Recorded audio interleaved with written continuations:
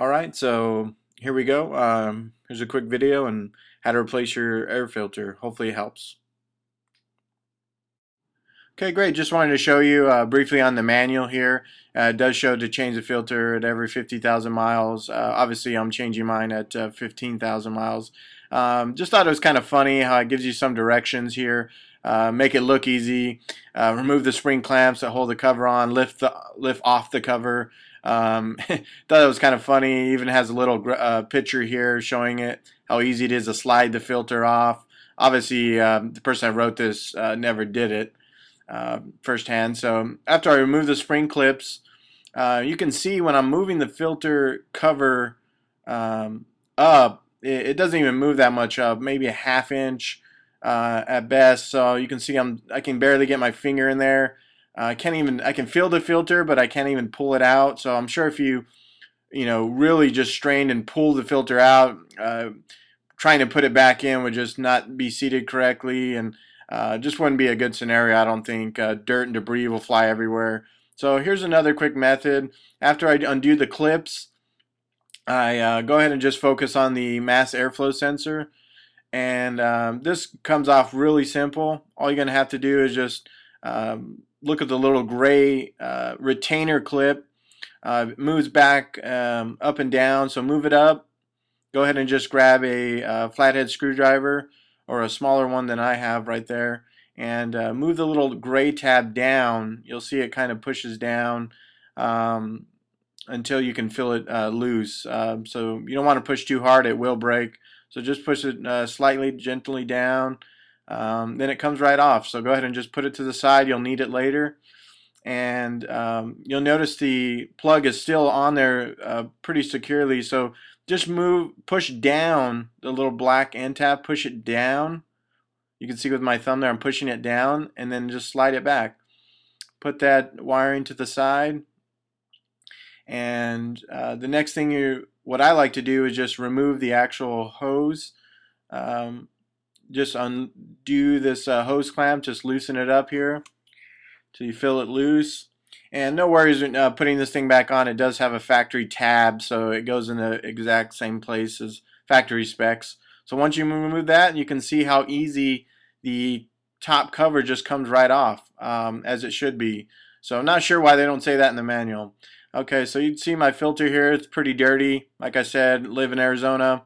This car only has 15,000 miles, fairly dirty. And what I'm going to do next here is just clean out the inside of this bottom inlet. So clean all the dirt and get everything out, make it nice and clean.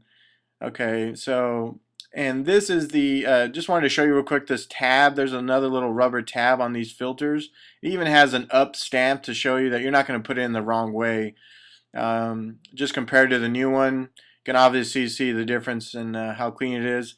But these filters, you can't really put them in the wrong way. It does have some direction and the little rubber tab at the end. Okay, and here's the part number that I use, the ACDelco. I got it at a local Chevy parts store. It cost me about 30 bucks. I've seen it cheaper on Amazon, so you might be able to find it cheaper. Okay, so just putting the clean new filter in. Sets in pretty nice. This is why I like to cover off, so I can make sure it's seated correctly and make sure it's just sealed all around. Alright, so just going to go ahead and put the top cover back on and make sure it's seated in its right position here. Obviously it's not set in correctly because you can see these clips alignment are way off. So the first thing I do, I'm going to put this hose clamp back into place, and you can see it has a little factory tab and it kind of pops into place. Make sure it's sealed all around, make sure it's around that plastic. I don't tighten it yet, and obviously you can see these clips aren't aligned right, so this box is not on there all the way correctly. There's a side tab there on the side, you'll see, and even in the back you'll notice you can still see the filter a little bit, so it's not seated correctly. So here on the top, on the side of the top of this box, there's a little slot, and on the bottom there's a little slot to make sure it's seated correctly.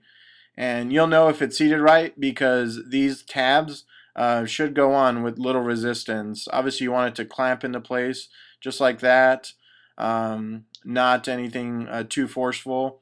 So I'm going to go ahead and just put the mass airflow sensor back on, snaps into place, and going to put that gray retainer clip back on.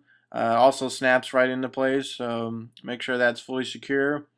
And what I do is make sure the hose clamp is all the way around, and I just go ahead and tighten it. Tighten it up. Obviously, you don't want to do it too much. Just make sure it's pretty tight on there.